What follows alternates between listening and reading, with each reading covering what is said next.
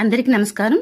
నేను మీ సులోచన సంపంగి. ఈరోజు వెస్టేజ్లో ఉన్న జీటా టీ పౌడర్ గురించి డెమో చూద్దామండి. బయట టీ పౌడర్ తీసుకున్నాను, నేను 2 గ్లాసుల్లోకి వాటర్ పోసుకున్నాను.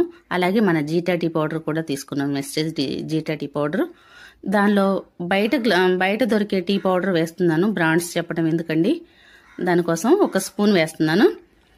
అలాగే ఈ పక్కనున్న గ్లాసులోకి మన జీటా టీ పౌడర్ వేస్తున్నాను, 1 స్పూను. చూడండి, రెండింటిని కూడా మనం కలిపేసుకుందాం 1 స్పూన్తో. చూడండి, రెండింటిని కూడా కలుపుతున్నాను. కలర్ ఏది దిగుతుందో చూడండి. రంగు రుచి చిక్కదనం అని బోల్డ్ అడ్వర్టైజ్మెంట్లు వస్తున్నాయి ప్రతిరోజు. రంగు కోసం రంపం పొడి, చిక్కదనం కోసం చింతగింజల పౌడర్ కలుపుతున్నారు, అది అందరికీ తెలిసింది. మన జీటా టీ పొడిలో లేత తేయాకులు మాత్రమే ఉంటాయి. చూడండి, ఎంత న్యాచురల్గా లైట్గా మాత్రమే కలర్ దిగుతుంది. మీరు ఇక్కడ అబ్జర్వ్ చేస్తున్నారు. ఈ వీడియో నచ్చినట్లయితే లైక్ చేయండి, షేర్ చేయండి, సబ్స్క్రైబ్ చేయండి.